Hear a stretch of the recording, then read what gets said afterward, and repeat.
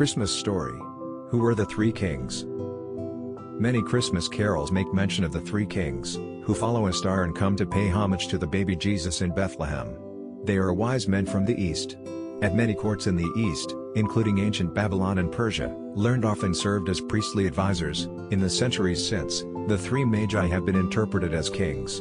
According to the book of Matthew, a bright star led the magi from the east until it stopped over the place where the child was, and upon entering the house, they saw the child with Mary his mother. Matthew 1:24.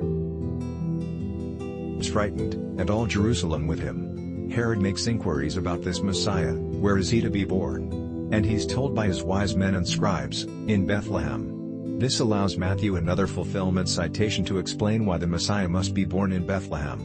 Then, Matthew says, Herod secretly called the Magi and sent them to Bethlehem, saying, "Go and search diligently for the child, and when you have found him, bring me word that I may also go and pay him homage." However, Herod has no desire to do anything of the sort. Herod is interested solely in killing a potential rival. Herod treats the Magi as servants, and the Magi, being warned in a dream, do not report back to Herod.